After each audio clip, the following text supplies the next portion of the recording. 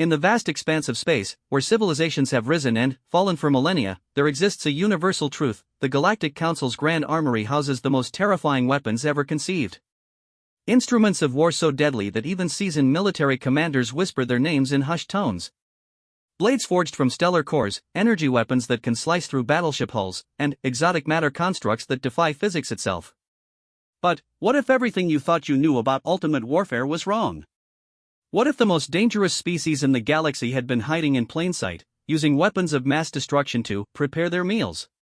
Welcome to a story where perspective changes everything, where assumptions crumble like ancient ruins, and where one human's casual observation will forever alter how the galaxy views Earth and its seemingly primitive inhabitants. This is the tale of Marcus Chen, a maintenance engineer who never sought glory, never wanted to be remembered in history books, and certainly never intended to terrify an entire galactic civilization with a single, offhand comment about cutlery.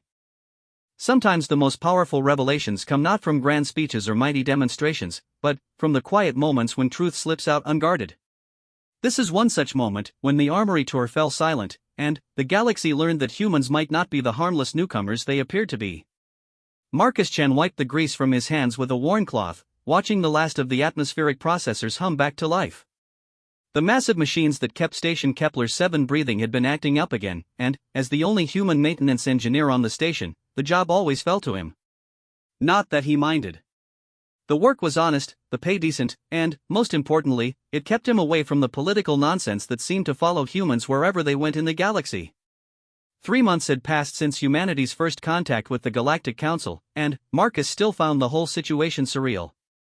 Here he was, 847 light-years from Earth, fixing air recyclers alongside species that looked like walking crystals, sentient gas clouds, and creatures that seemed to be made entirely of geometric patterns. The universe, it turned out, was far stranger and more wonderful than any science fiction writer had ever imagined. The comm unit on his belt chirped with an incoming message. Marcus glanced at the sender and groaned. Commander Vexhai, the Zephyrian station commander, wanted to see him immediately in the administrative sector. In Marcus's experience, immediate meetings with commanding officers rarely led to anything good. The administrative sector of Kepler-7 was a marvel of alien architecture, with corridors that seemed to flow like liquid metal and walls that shifted color based on the emotional state of their occupants. Marcus had learned to keep his thoughts calm in these areas, as his anxiety had once turned an entire hallway a rather embarrassing shade of orange. He found Commander Vexhai in her office, along with 2 other beings Marcus didn't recognize. The Zephyrian commander resembled a praying mantis crossed with a butterfly, her iridescent wings folded neatly behind her chitinous form. Her compound eyes tracked Marcus's movement as he entered, and her mandibles clicked in what he'd learned was the equivalent of a thoughtful expression.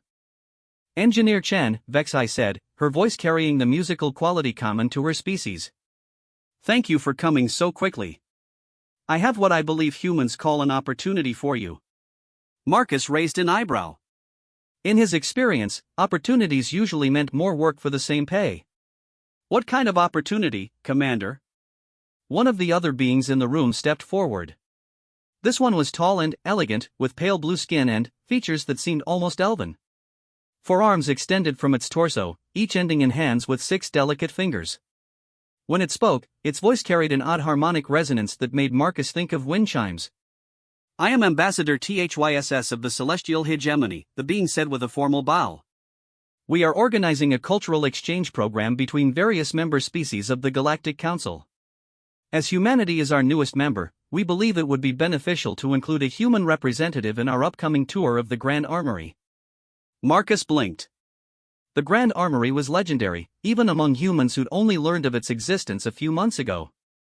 It was said to house the most powerful weapons in the galaxy, artifacts of war collected from 1,000 different civilizations across millions of years. The fact that they wanted him, a maintenance engineer, to represent humanity on such an important tour seemed absurd. With respect, Ambassador, Marcus said carefully, I'm just a guy who fixes things.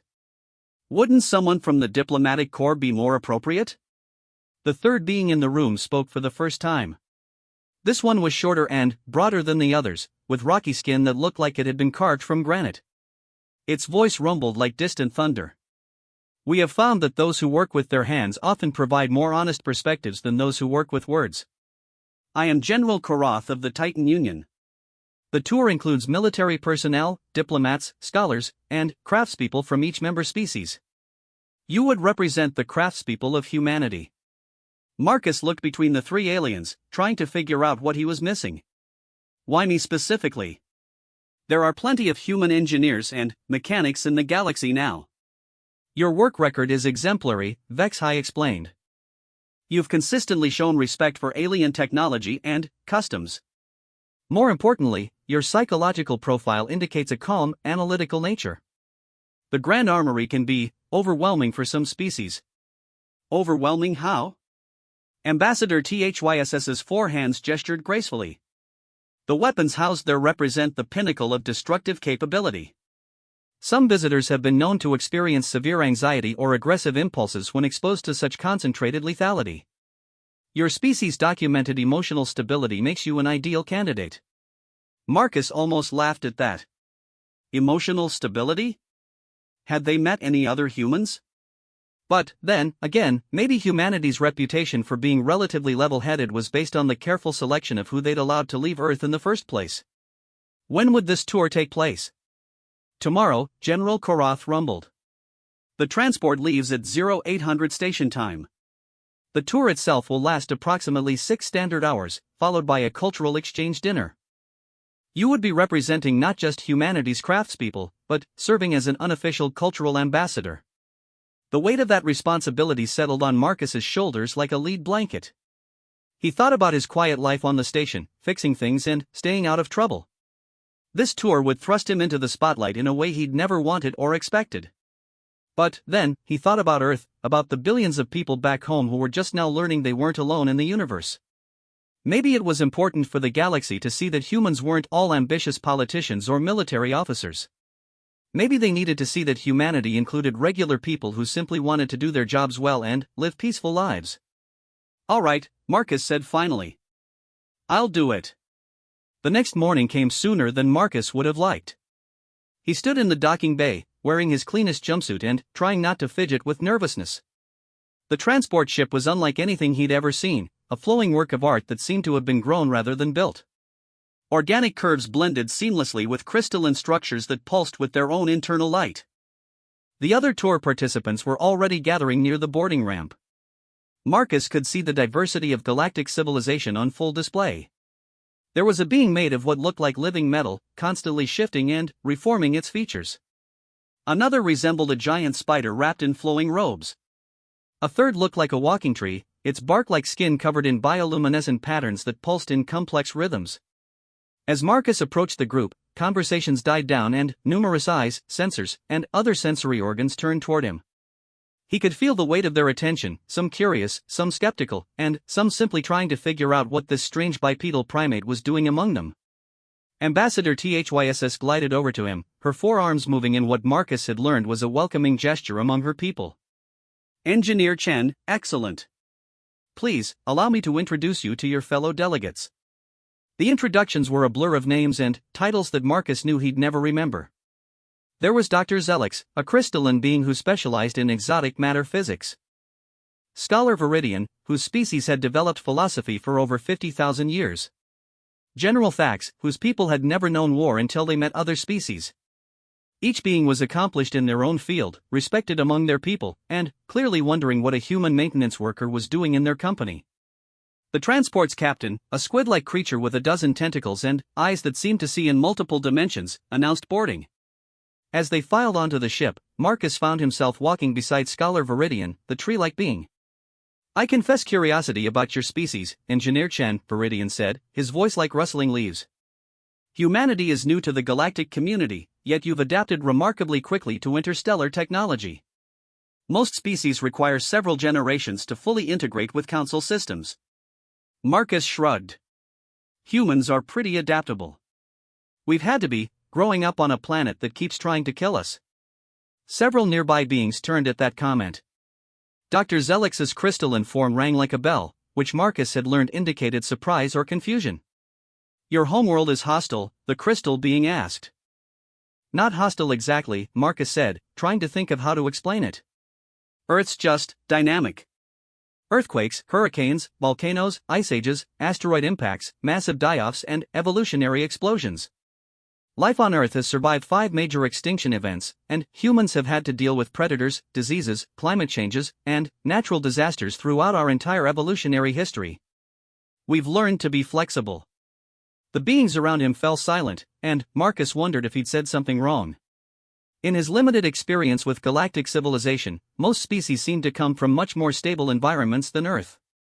Their homeworlds were typically garden planets with gentle climates and few natural disasters. General facts broke the silence, his voice careful and measured. Your species evolved under constant threat of extinction? More or less, Marcus replied. Though I wouldn't say constant threat. It's more like, we never knew when the next crisis would hit, so we had to stay ready to adapt. Humans are good at improvising solutions with whatever materials we have on hand. As the transport lifted off from Kepler 7 and jumped to hyperspace, Marcus found himself at the center of increasingly intense questioning.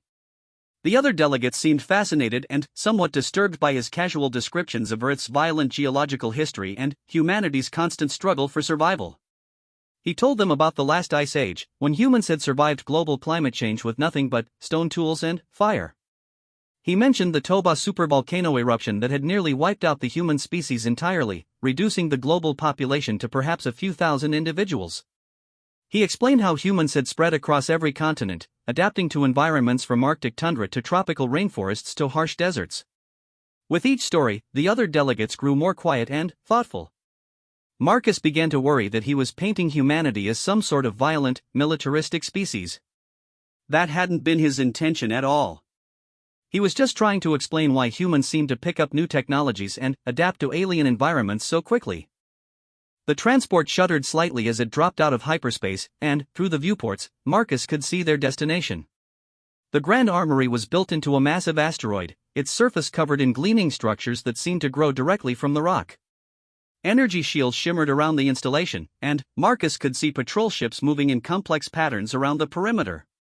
Magnificent, breathed Dr. Zelix. The repository of 1,000,000 years of military evolution. As they approached the docking facilities, Marcus felt a strange mixture of excitement and trepidation. He was about to see weapons that could level continents, artifacts of war from civilizations that had ruled the galaxy when Earth was still a ball of molten rock. For a maintenance engineer from a species that had only recently learned they weren't alone in the universe, it was an overwhelming prospect. The transport settled into its assigned berth with barely a tremor, and soon they were disembarking into the Grand Armory's reception area. The space was vast and imposing, with soaring ceilings that disappeared into shadow and walls lined with displays showing the history of galactic conflict. At the center of the room stood a massive holographic display showing a three-dimensional map of the galaxy, with different regions marked in various colors to indicate the territories of different species and civilizations. Their guide was waiting for them, a tall, imposing figure in flowing robes that seemed to be cut from the fabric of space itself. Stars twinkled in the dark material, and nebulae swirled across the surface in slow, hypnotic patterns. When the being spoke, its voice seemed to come from everywhere and nowhere at once. "Welcome to the Grand Armory," the guide said. "I am Curator Zeth Kree, guardian of this collection. For the next several hours, you will witness the evolution of warfare across the galaxy, from the crude chemical explosives of primitive civilizations to weapons that manipulate the fundamental forces of the universe itself." Marcus felt a chill run down his spine.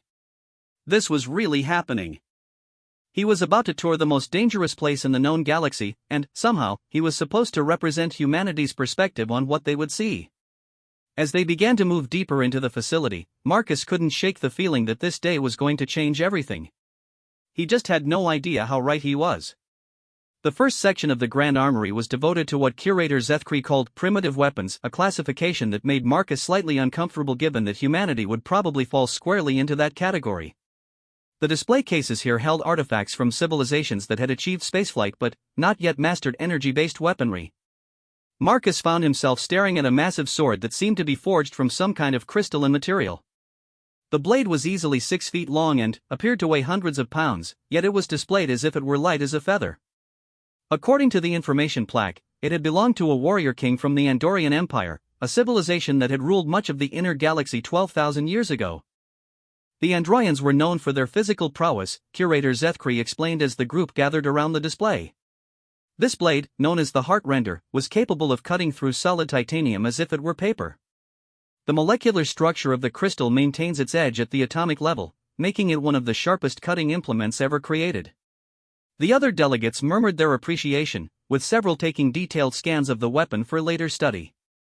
Marcus nodded politely, though he couldn't help but think that the sword, impressive as it was, looked remarkably similar to the ceremonial blades he'd seen in Earth's museums.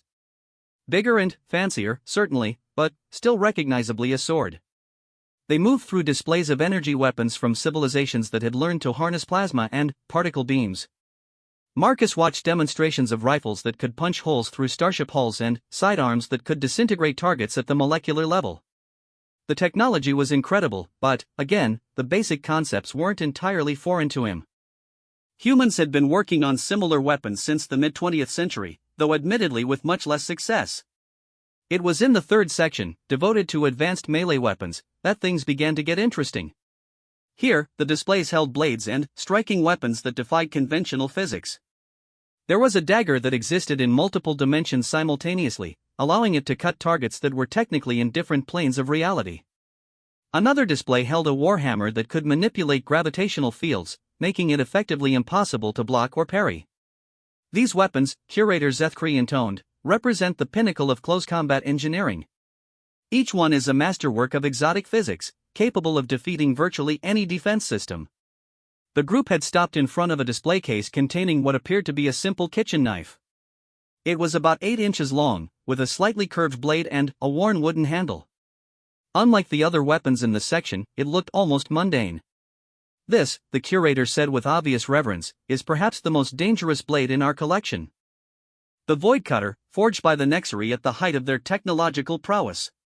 The edge exists in a quantum superposition, allowing it to cut through any known material at the molecular level. The Nexari used weapons like this to carve their enemies' ships apart from the inside. Dr. Zelix's crystalline form chimed with what Marcus recognized as awe. The quantum engineering alone must have required centuries of development. Indeed, the curator agreed. The Nexari spent 3,000 years perfecting this technology. A single blade of this design could cut through a battleship's armor as easily as it might cut through flesh. Marcus stared at the knife, feeling a strange sense of familiarity. Something about its shape and proportions reminded him of something, though he couldn't quite place what. The other delegates were taking extensive recordings of the weapon, clearly impressed by its capabilities. They continued through the section, viewing weapons that became increasingly exotic and terrifying. There was a spear that could exist in multiple timelines simultaneously, striking targets before it was even thrown. A set of throwing stars that could phase through matter at will, becoming solid only when they reached their target. Swords that could cut through the fabric of spacetime itself, creating temporary rifts in reality. Each weapon came with detailed explanations of the advanced physics involved, the centuries or millennia of development required, and the civilizations that had been conquered or destroyed by their use. The other delegates listened with rapt attention, occasionally asking technical questions about quantum mechanics or exotic matter manipulation. Marcus found his attention wandering. While the weapons were undeniably impressive from a technological standpoint, he couldn't shake the feeling that he was missing something important. The more advanced and exotic the weapons became, the more familiar they seemed in some fundamental way. It wasn't until they reached the fourth section, devoted to civilization-ending weapons, that Marcus began to understand what was bothering him. Here, the displays held artifacts that could destroy planets, collapse stars, or even unravel the quantum foam that held reality together. Each weapon was presented with the sort of reverence typically reserved for religious artifacts. The Nova Lance, Curator Zethkri announced, gesturing toward a sleek rod that seemed to absorb light around it. Capable of triggering stellar collapse from a distance of several light-years. The hegemony of Keth used exactly 3 of these weapons before their civilization achieved transcendence and abandoned physical reality entirely. General Karatha's rocky features betrayed what might have been fear. How many civilizations possessed such weapons? Fewer than you might think, the curator replied. The development of civilization-ending weapons typically marks a critical point in a species' evolution. Most either destroy themselves shortly after achieving this level of technology, or they abandon warfare entirely and focus their efforts on more constructive pursuits.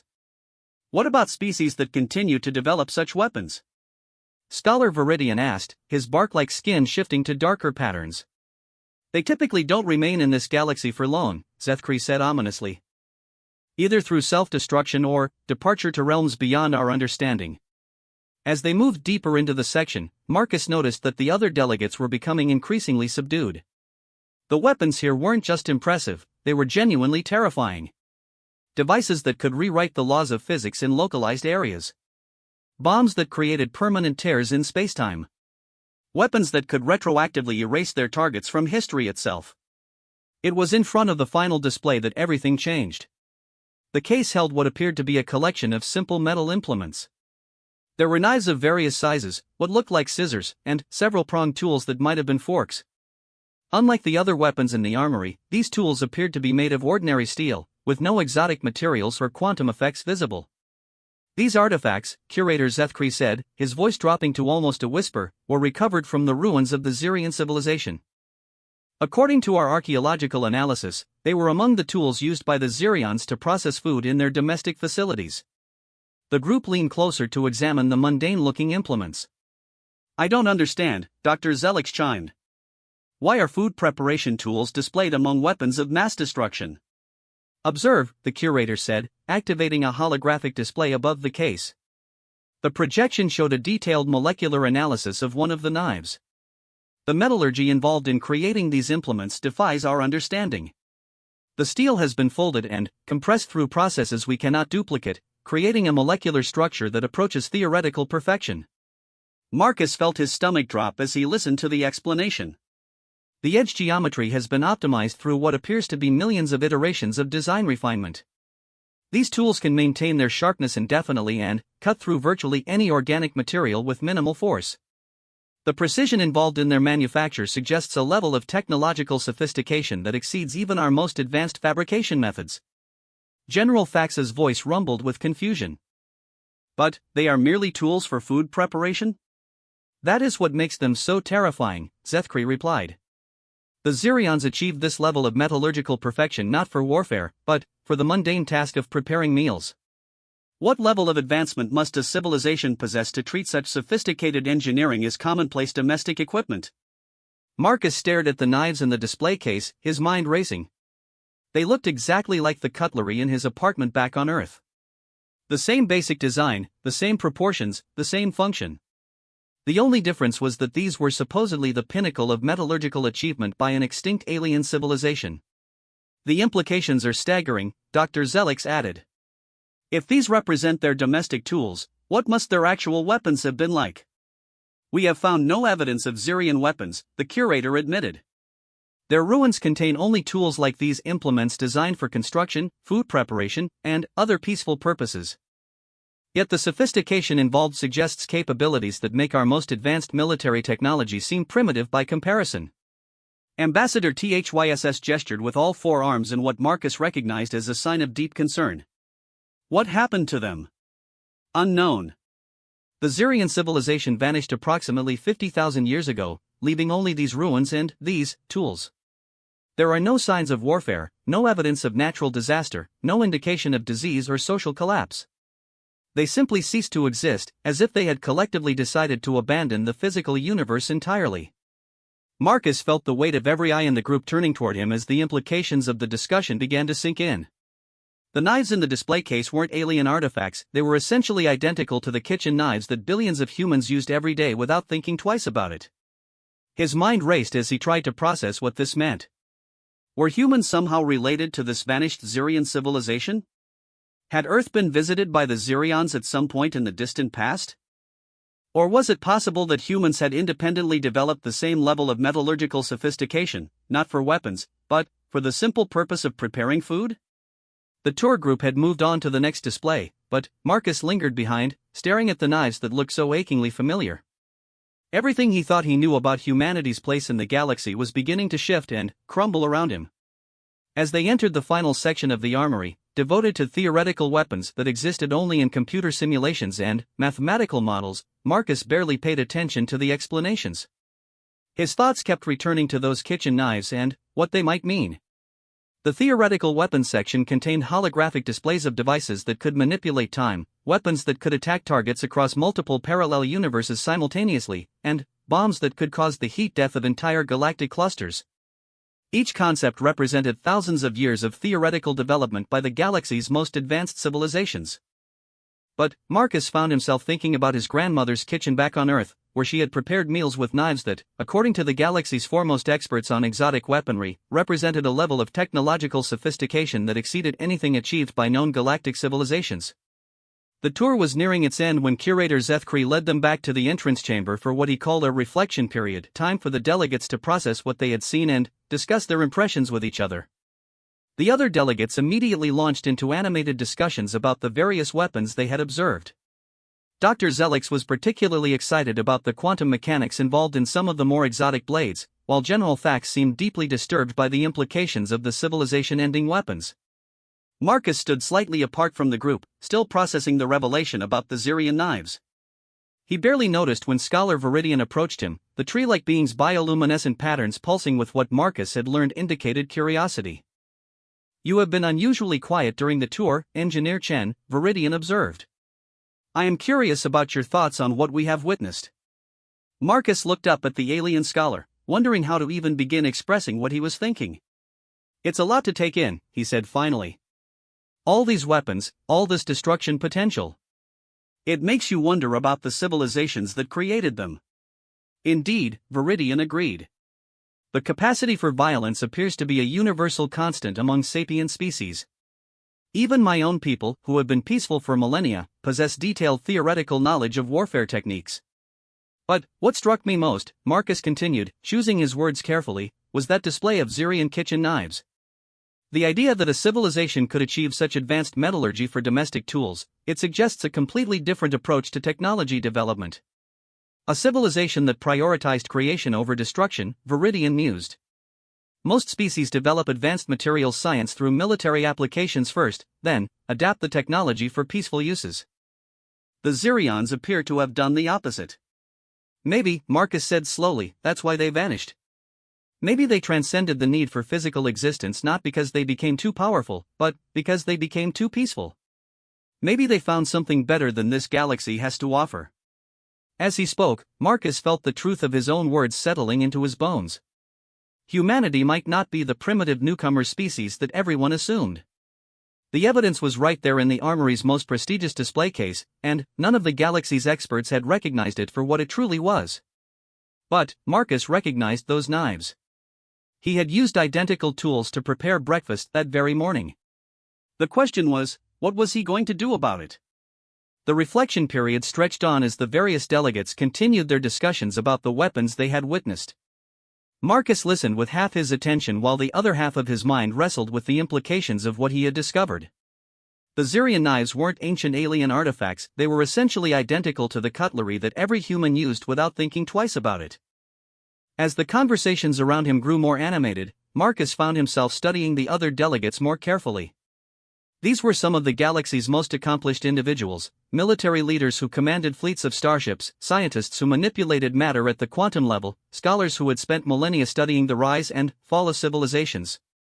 Each of them possessed knowledge and experience that dwarfed anything Marcus could claim. Yet none of them had recognized what should have been obvious to anyone from Earth. The supposedly mysterious Zirian implements were kitchen knives, plain and simple. The impossibly sophisticated metallurgy was just good steel, folded and forged using techniques that human blacksmiths had perfected thousands of years ago. The more Marcus thought about it, the more disturbing the implications became. If the galaxy's experts thought that ordinary kitchen knives represented the pinnacle of metallurgical achievement, what did that say about the overall level of galactic technology?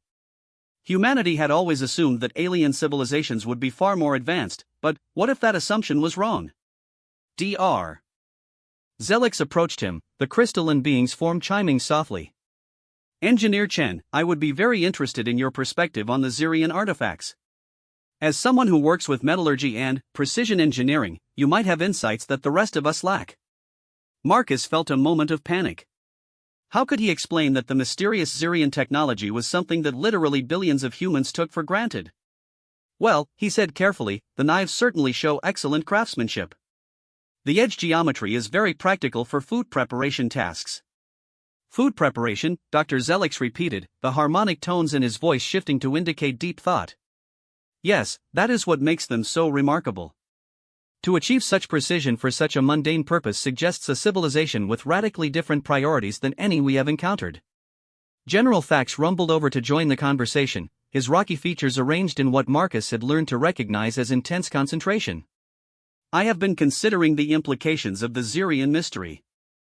A civilization that could create such sophisticated tools for peaceful purposes must have possessed weapons of unimaginable power. Unless, Marcus said slowly, they didn't have weapons at all. The suggestion brought the nearby conversations to a halt. Several delegates turned to stare at Marcus as if he had suggested something blasphemous. Impossible, General Karoth stated flatly. Every sapient species develops weapons. It is a universal constant. Conflict drives innovation, and innovation drives civilization advancement. Marcus shrugged.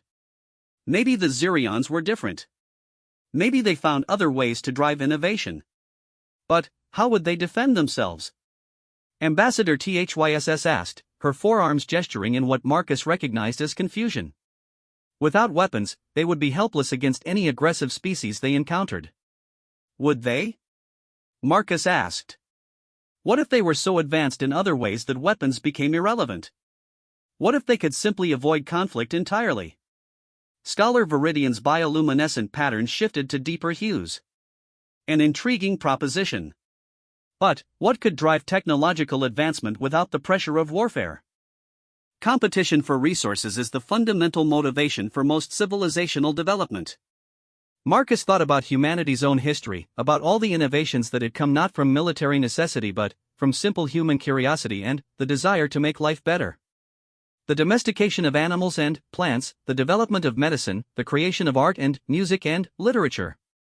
Most of human achievement had nothing to do with warfare. Maybe, Marcus said, they were driven by the desire to make beautiful things. Or to understand how the universe works. Or just to make life more comfortable and enjoyable. The group fell silent, contemplating this radical concept. In the galactic community, it seemed, the idea of a civilization advancing without warfare was almost unthinkable. Curator Zethkri appeared beside them as if materializing from shadow. I could not help but overhear your discussion. The Xerian mystery has puzzled scholars for millennia. We have found evidence of their presence on over 300 worlds, spanning a territory larger than any known empire, yet we have never found a single weapon, military installation, or evidence of conflict. How did they expand across so much space without conquest? General Fax asked. We do not know, the curator admitted. Their settlements show no signs of fortification. They appear to have simply arrived on worlds, built their cities, lived peacefully for thousands of years, and then vanished without trace. No battles, no destruction, no evidence of outside invasion or internal conflict. Marcus felt a chill run down his spine. The picture being painted of the Xerions sounded disturbingly familiar. Peaceful expansion, technological sophistication focused on quality of life rather than warfare, and, then, mysterious disappearance. It sounded like one possible future for humanity. What do you think happened to them? Dr. Zelix chimed. The prevailing theory, Zethkri replied, is that they achieved some form of technological transcendence. Perhaps they learned to exist as pure energy, or discovered how to move to parallel dimensions. Their level of advancement was clearly beyond anything we can comprehend. Or maybe, Marcus said quietly, they're still here. The statement hung in the air like a physical presence. Every being in the group turned to stare at Marcus, their various sensory organs focused on him with an intensity that made his skin crawl. What do you mean? Ambassador THYSS asked, her voice carefully controlled. Marcus realized he had said too much, but there was no backing down now. I mean, what if they didn't vanish? What if they just changed? Evolved into something different? What if their descendants are still around, but we don't recognize them because they look different now? The genetic analysis of Xerian remains shows no relationship to any known species, Dr. Zelix stated. 50,000 years is a long time, Marcus pointed out. Species can change a lot in that time frame, especially if they're deliberately guiding their own evolution. The implications of what he was suggesting clearly disturbed the group. The idea that an ancient, incredibly advanced civilization might still exist in some form was both fascinating and terrifying. Curator Zethkri's robe seemed to darken, the stars within the fabric pulsing more slowly. You speak of possibilities that have been considered but never seriously investigated. The resources required to conduct a galaxy-wide search for Zirian descendants would be enormous. Besides, General Korath added, if the Zirions had evolved into a contemporary species, surely they would reveal themselves. Why remain hidden when they could share their knowledge and help guide galactic civilization? Marcus thought about humanity's cautious approach to galactic integration, about the careful way humans had been introduced to the wider community. Maybe the answer was simpler than anyone realized. Maybe the Zirions hadn't revealed themselves because they were waiting to see if the rest of the galaxy was ready for them. The tour was officially concluded, and the group began making their way back to the transport. As they walked through the Armory's corridors, Marcus found himself looking at the displayed weapons with new eyes. Each one represented countless years of development, vast resources dedicated to perfecting the art of destruction. Yet none of them seemed to approach the simple elegance of a well-made kitchen knife. On the transport ride back to Kepler 7, the conversations continued to center around the mysteries they had encountered. The other delegates were particularly fascinated by Marcus's theories about the Zirions, though he could see that some of them found his suggestions disturbing. Dr. Zelix had positioned himself near Marcus and was asking increasingly detailed questions about metallurgy and precision engineering. Your species has been spacefaring for such a short time, the crystalline being noted. Yet you seem to have an intuitive understanding of advanced materials science. Humans have been working with metal for a long time, Marcus replied carefully. We've had to develop good techniques because we didn't have access to exotic materials. When you only have iron and carbon to work with, you get really good at making the most of them. Fascinating, Dr. Zelix chimed. Most species discover advanced materials early in their technological development and never fully explore the potential of simpler substances. Your approach suggests a very different evolutionary path. Marcus nodded, not trusting himself to say more. The conversation was getting dangerously close to territory he wasn't ready to explore openly. As Kepler 7 came into view through the transport's viewports, Marcus felt a mixture of relief and anxiety. The tour was over, but he knew that the real challenges were just beginning. The knowledge he now possessed about humanity's true nature weighed heavily on his shoulders. Ambassador THYSS approached him as they prepared to disembark. Engineer Chen, I must say that your perspectives today have been quite illuminating. Your species clearly brings a unique viewpoint to galactic civilization. Thank you, Marcus said, hoping his voice sounded more confident than he felt.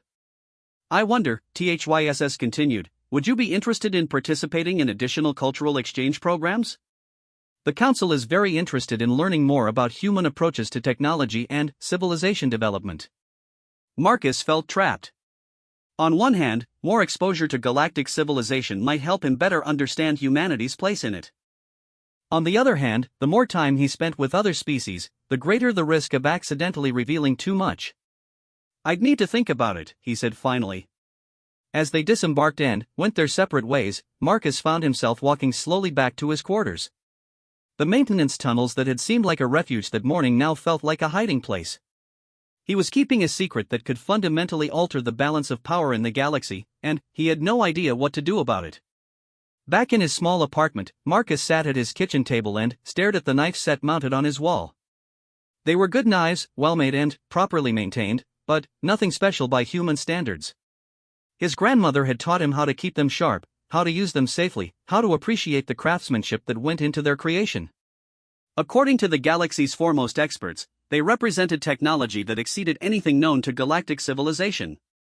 Marcus picked up one of the knives and turned it over in his hands, examining the familiar weight and balance. Somewhere out there, in the ruins of 300 worlds, archaeologists were studying identical implements and marveling at their sophistication.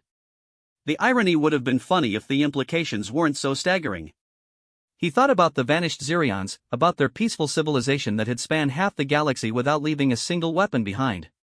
He thought about humanity's own expansion into space, about the careful way humans approached other species, about the emphasis on cooperation and understanding rather than dominance and conquest. The parallels were unmistakable, and they terrified him. Marcus set the knife down and rubbed his temples, feeling the beginning of a headache. Tomorrow, he would have to go back to work, to pretend that nothing had changed, to fix atmospheric processors and power generators while carrying the knowledge that humanity might be the descendants of the most advanced civilization the galaxy had ever known. The question that haunted him was simple: if humans really were related to the Zirions, what had happened to make them vanish? And, was humanity destined to follow the same path?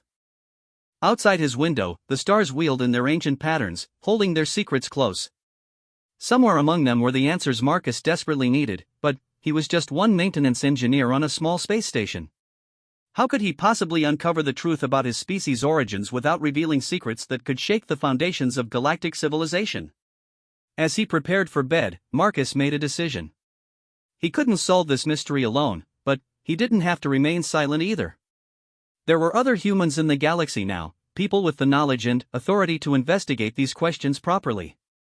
The trick would be finding a way to share his discoveries without causing panic or revealing too much too quickly. Tomorrow, he decided, he would start making some very careful inquiries. The truth about humanity's past was too important to keep hidden, but it was also too dangerous to reveal carelessly. He would have to find a middle path, a way to guide others toward the same conclusions he had reached without directly stating what he suspected. It would be the most delicate maintenance job of his career. Marcus spent a sleepless night staring at the ceiling of his quarters, his mind racing through the implications of what he had learned. Every time he closed his eyes, he saw those kitchen knives in their display case, labeled as examples of impossibly advanced alien technology. The absurdity of it might have been amusing if the consequences weren't so potentially catastrophic. By morning, he had decided on a course of action. He couldn't keep this knowledge to himself, but he also couldn't simply announce to the galaxy that humans might be the descendants of the legendary Zirions.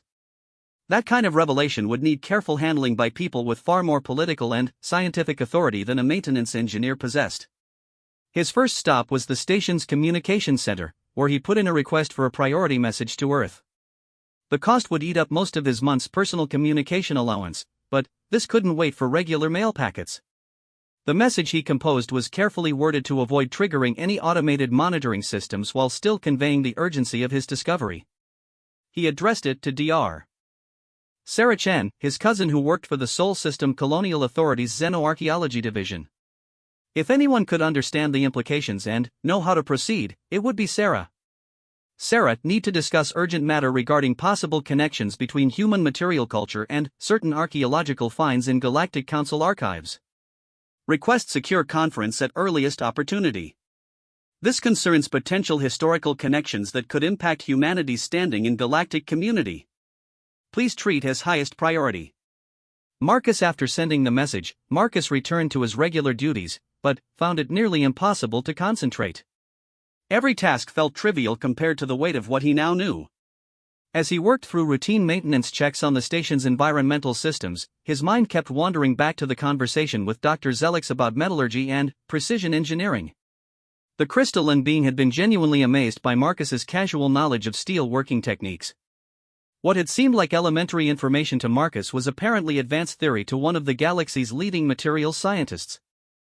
The disconnect was staggering. It was while he was recalibrating an air filtration unit that the implications truly hit him. If basic human metallurgy exceeded galactic standards, what about other human technologies? What about agriculture, medicine, manufacturing, or any of the other countless areas where humans had developed sophisticated techniques over millennia? Marcus found himself thinking about his grandfather's farm back in Ohio, about the complex crop rotation systems that maintained soil fertility without artificial additives, about the heritage seed varieties that had been carefully preserved and improved over generations, about the integrated pest management techniques that maintained ecological balance while protecting crops. To Marcus, these had always been simply good farming practices. But what if they represented agricultural sophistication that exceeded anything known to galactic civilization? What if humanity's entire approach to working with natural systems was fundamentally more advanced than the techniques used by species that had been spacefaring for millions of years? The thought was deeply unsettling. It suggested that humanity's apparent rapid adaptation to galactic technology wasn't adaptation at all, but recognition. Humans weren't learning alien techniques, they were recognizing familiar concepts implemented with unfamiliar materials. Marcus was so absorbed in these thoughts that he almost missed the soft chime indicating an incoming priority message. When he checked his personal communication device, he saw that Sarah had already responded to his message, requesting an immediate secure conference. The conversation with his cousin took place in one of the station's secured communication booths, with encryption protocols that would prevent outside monitoring. Sarah's face appeared on the holographic display, showing the kind of intense concern that Marcus had hoped to avoid. "Marcus, what exactly are you talking about?" Sarah asked without preamble. "Your message was cryptic enough to avoid automated flagging, but urgent enough to get my immediate attention. What have you found?" Marcus took a deep breath and began explaining what he had seen in the Grand Armory. He described the Xerian artifacts, the reverent way they had been presented, and the detailed technical analysis that had completely missed their true nature. "Kitchen knives," Sarah said flatly when he finished. They were displaying kitchen knives as examples of impossibly advanced alien technology. "Not just any kitchen knives," Marcus corrected. "Good quality steel knives, but nothing that wouldn't be available in any well-equipped kitchen on Earth. The metallurgy they were so amazed by is just standard carbon steel, folded and tempered using techniques that human blacksmiths have used for centuries." Sarah was quiet for a long moment, her expression cycling through disbelief, understanding, and, finally, a deep concern that matched Marcus's own. "The implications are staggering," Marcus finished. "Sarah, if the galaxy's top experts think that our everyday kitchen tools represent the pinnacle of metallurgical achievement, what does that say about our actual level of technology?" "It says we might be in a lot more trouble than anyone realizes," Sarah replied grimly. "Marcus, I need you to document everything you can remember about this tour. Every detail, every conversation, every technical specification they mentioned. I'm going to need to brief the Colonial Authority immediately." "What do you think they'll do?" Sarah's expression darkened further. "That depends on how the information is presented and who makes the decisions. Best case scenario, we get a scientific expedition to properly evaluate the Xerian sites and determine the actual relationship between them and humanity. Worst case scenario, we get classified as a potential threat to galactic civilization and subjected to preemptive containment protocols." The possibility hadn't occurred to Marcus, but now that Sarah mentioned it, he could see how humanity's hidden capabilities might be perceived as threatening. If humans were actually far more advanced than they appeared, and if they were related to a civilization that had once controlled half the galaxy, other species might decide that preventing human expansion was a matter of survival. "There's something else," Marcus said. "The way the other delegates talked about the Xerions, they're genuinely frightened by the implications of that level of peaceful advancement. The idea that a civilization could expand across hundreds of worlds without warfare disturbs them on a fundamental level.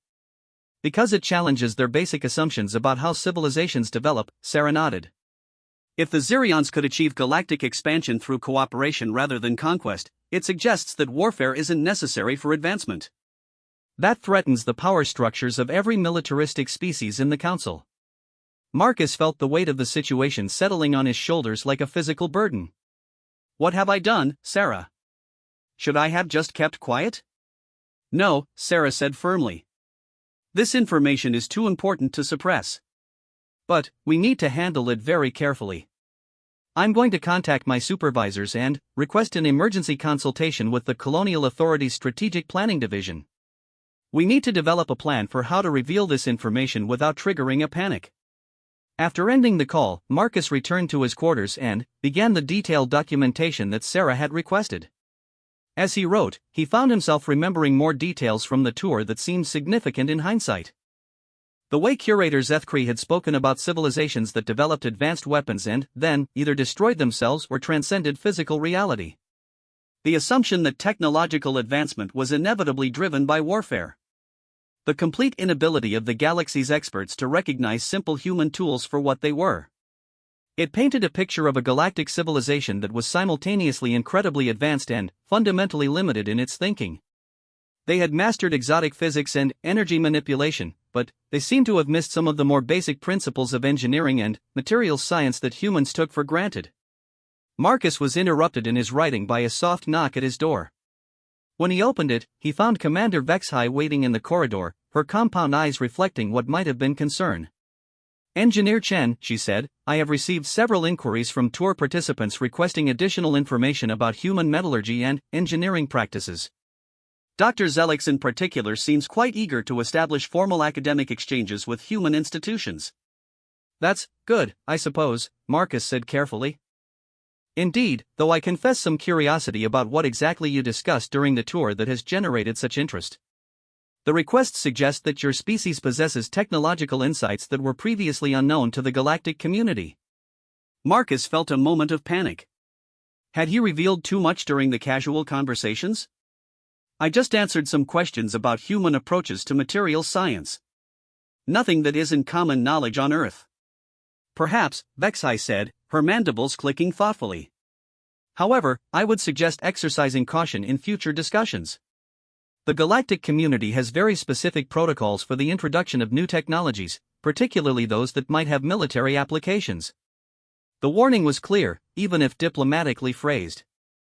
Marcus was walking on dangerous ground, and Commander Vexai was trying to help him avoid stepping into a trap. I understand, Marcus replied. I'll be more careful about what information I share. After the commander left, Marcus returned to his documentation with renewed urgency. If his casual comments were already generating formal requests for technology exchanges, then, the situation was moving faster than he had anticipated. Over the following days, Marcus found himself at the center of increased attention from the station's alien residents. Dr. Zelix made several attempts to engage him in detailed discussions about steel production techniques. General Karath approached him with questions about human approaches to tool design and manufacturing efficiency. Even Scholar Viridian expressed interest in human philosophical approaches to the relationship between technology and civilization. Each conversation was a minefield. Marcus tried to provide helpful information without revealing the full extent of human capabilities, but he was beginning to realize that the very act of trying to conceal information was itself revealing. His evasive answers and careful qualifications were making it clear that humans possessed knowledge they weren't sharing. The breakthrough came from an unexpected source. 3 days after the Armory tour, Marcus received a message from Dr. Zelix requesting a private meeting. The crystalline being wanted to show him something that he claimed would be of great interest to humanity. They met in one of the station's science laboratories, where Dr. Zelix had set up a detailed analysis of various metal samples. The display screens showed molecular structures and manufacturing techniques from across the galaxy, representing the pinnacle of materials science as understood by galactic civilization. I have been studying your species' approach to metallurgy, Dr. Zelix began, his crystalline form chiming softly. Based on our conversations, I have attempted to replicate some of the techniques you described. The results are quite remarkable. The display showed a progression of test samples, each one representing Dr. Zelix's attempts to understand human steelworking techniques. The early samples were crude and ineffective, but the later ones showed clear improvement. The final sample was actually quite good, approaching the quality of decent human-made steel. It took me considerable time to understand the underlying principles, Dr. Zelix continued. The process requires a level of intuitive understanding of molecular behavior that our manufacturing systems typically automate. Your species appears to have developed this understanding through direct manipulation of materials over extended periods. Marcus nodded, recognizing the description. Humans had indeed learned metallurgy through centuries of trial and error, developing an intuitive feel for how different techniques affected the final product.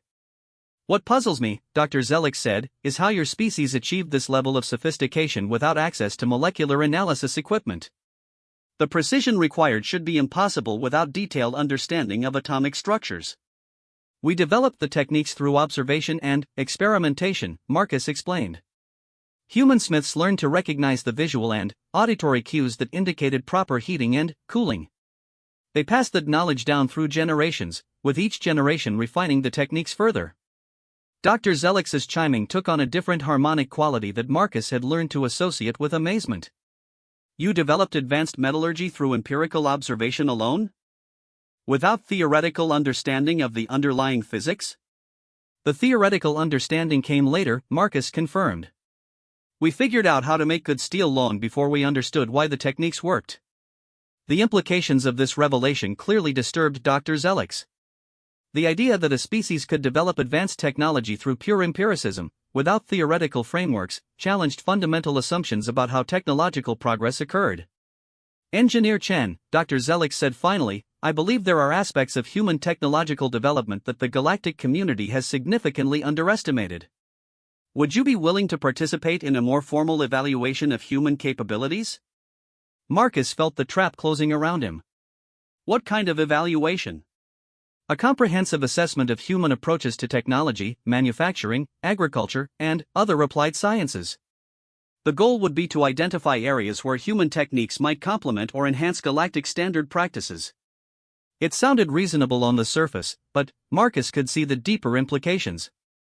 Once the galactic community began seriously studying human capabilities, it wouldn't take long for them to realize that humanity was operating at a much higher technological level than anyone had suspected.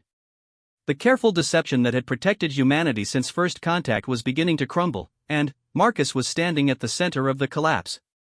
Marcus stood in Dr. Zelix's laboratory, staring at the metal samples and feeling the weight of an entire galaxy's assumptions beginning to shift around him. The formal evaluation that Dr. Zelix was proposing would inevitably lead to the discovery of humanity's true capabilities, and Marcus wasn't sure the galaxy was ready for that revelation. "I appreciate the offer," Marcus said carefully, "but I think decisions about formal evaluations would need to be made at higher levels than a maintenance engineer." Dr. Zelix's crystalline form rang with what Marcus recognized as disappointment. "Of course. I had hoped to begin with preliminary assessments, but you are correct that such matters require official protocols." Marcus nodded, then made a decision that he hoped he wouldn't regret. "Dr. Zelix, can I ask you something? What would happen if a species was found to possess capabilities that significantly exceeded what the Galactic Council originally assessed?" The question seemed to surprise the crystalline being. "That would depend on the nature of the capabilities and how they were discovered." "Why do you ask?" "Just curiosity," Marcus replied, trying to keep his voice casual. "Human fiction is full of stories about first contact scenarios, and I've been wondering how close our writers came to predicting reality." "Ah, speculative fiction," Dr. Zelix chimed. "A fascinating aspect of human culture that we have noted. Most species develop such literature much later in their technological evolution. To answer your question, the discovery of hidden capabilities would likely trigger a formal reassessment by the Council's Threat Evaluation Committee." Marcus felt his stomach drop. "Threat evaluation?" "Not necessarily negative," Dr. Zelix clarified quickly. "The committee evaluates all forms of potential impact on galactic stability, technological, cultural, economic, and military. A species with unexpected capabilities would undergo comprehensive review to determine appropriate integration protocols." "And if the capabilities were deemed threatening?" "That has never occurred with a species already granted council membership," Dr. Zelix said. "However, the theoretical protocols include various containment and monitoring procedures designed to prevent destabilization of existing galactic order."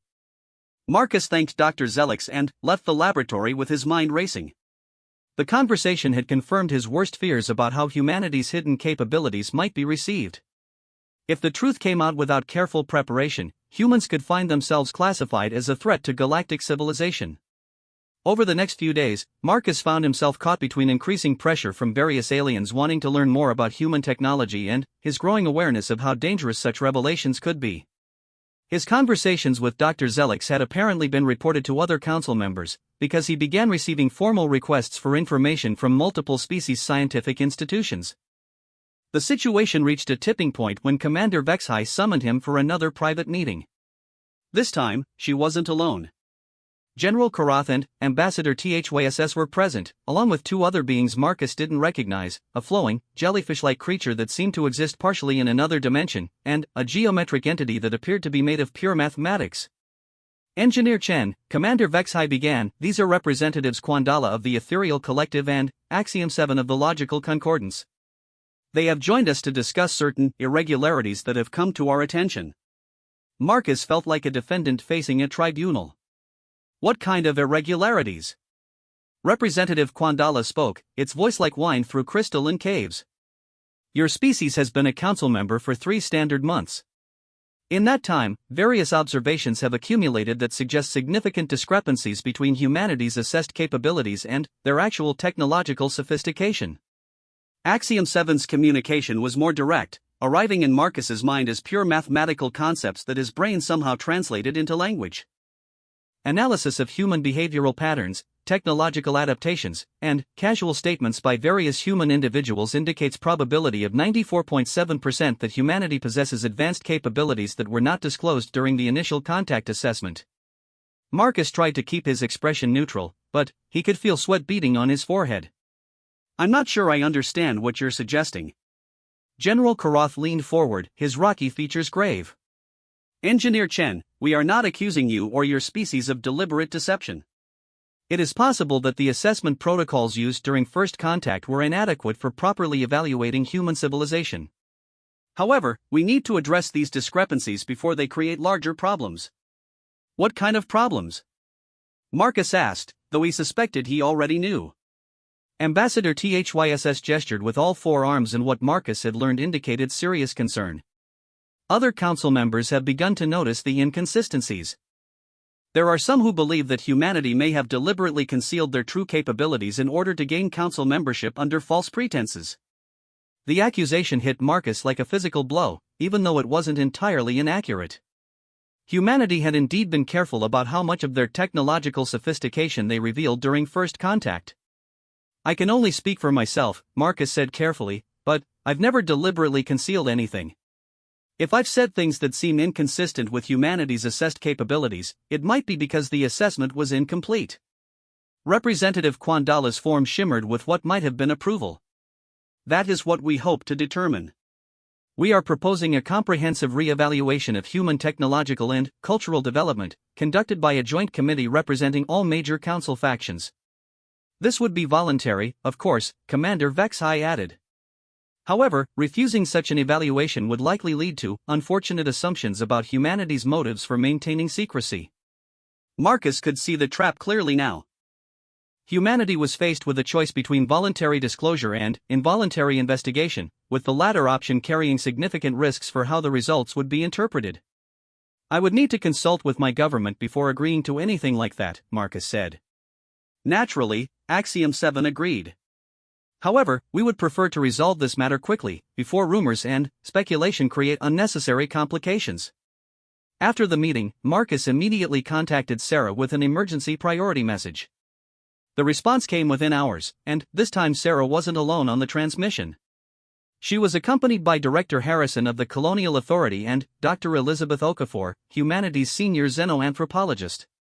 Marcus, Director Harrison began without preamble. Dr. Chen has briefed us on your discoveries and the subsequent developments.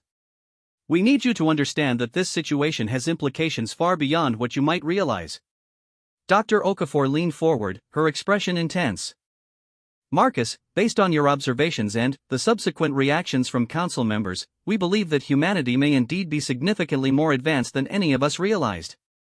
Not just in isolated areas like metallurgy, but across the spectrum of technological and cultural development. What do you mean? Marcus asked. Think about it, Dr. Okafor continued. Human civilization developed on a world that experienced multiple mass extinctions, extreme climate variations, and constant environmental pressures. We evolved as generalists, capable of adapting to any environment and solving problems with limited resources. Meanwhile, most galactic species seem to come from stable, resource-rich worlds where specialization was more advantageous than adaptation. Director Harrison nodded grimly. The preliminary analysis suggests that what we've been calling rapid human adaptation to galactic technology isn't adaptation at all. We're not learning alien concepts, we're recognizing familiar principles implemented with different materials and energy sources. The implications hit Marcus like a hammer blow. You're saying that humanity is actually more advanced than the rest of the galaxy? Not in terms of individual technologies, Sarah clarified. The council species have mastered energy manipulation, exotic physics, and material sciences that we're only beginning to understand. But, in terms of fundamental engineering principles, adaptive problem-solving, and integrated systems thinking, we appear to be operating at a level that the galaxy hasn't seen since the Xerions. Speaking of which, Dr. Okafor added, we've been conducting discrete research into the Xerion archaeological sites. The preliminary findings are disturbing. The similarities between Xerion artifacts and human material culture go far beyond simple kitchen knives. We've found evidence of agricultural techniques, architectural principles, and even artistic styles that are virtually identical to human approaches. Marcus felt the room spinning around him. Are you saying that humans are descended from the Xerions? We don't know yet, Director Harrison replied. But, the evidence suggests either direct descent, cultural transmission, or parallel evolution under similar environmental pressures. Any of those possibilities has profound implications for humanity's place in the galactic community. Dr. Okafor leaned back in her chair, her expression troubled. Marcus, what you've stumbled onto is potentially the biggest revelation in galactic history. If humans are the descendants of the Zirions, or even if we simply represent a similar approach to technological development, it changes everything we thought we knew about civilizational advancement. What do we do about the Council's demand for re-evaluation? Marcus asked. Director Harrison was quiet for a long moment. We're still debating that. On one hand, continued concealment is becoming impossible and might be seen as confirmation of malicious intent. On the other hand, full disclosure could trigger exactly the kind of threat response we've been trying to avoid. There's a third option, Sarah said quietly. Controlled disclosure. We reveal enough to satisfy the Council's concerns while demonstrating that humanity poses no threat to galactic civilization. How? Marcus asked. By showing them that human advancement follows the Zirian model, Dr. Okafor explained. Peaceful expansion, technological sophistication focused on quality of life rather than warfare, and a preference for cooperation over conquest. If we can convince them that humans represent a return of Zirian-style civilization rather than a new threat, we might be able to turn this situation to our advantage. Marcus thought about the reverence with which the council members spoke of the Zirions, about their obvious admiration for a civilization that had achieved galactic expansion without warfare. If humanity could position itself as the inheritor of that legacy, it might indeed change everything. What do you need from me? Marcus asked. Director Harrison smiled for the first time in the conversation. We need you to do what you've been doing, but more carefully. Continue your interactions with council members, answer their questions honestly, but guide them toward the conclusions we want them to reach.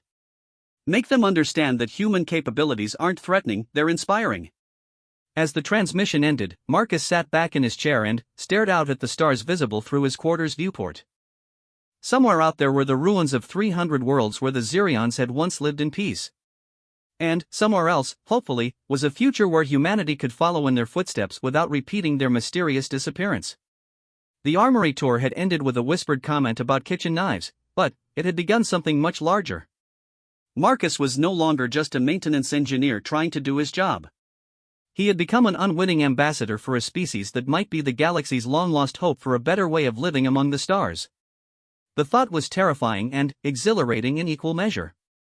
But, as Marcus looked out at the infinite expanse of space, he felt something that he hadn't experienced since leaving Earth, a sense that humanity was exactly where it needed to be, when it needed to be there.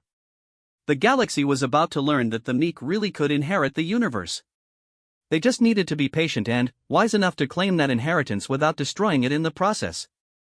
And it had all started with someone noticing that the galaxy's most feared weapons were really just very good kitchen knives.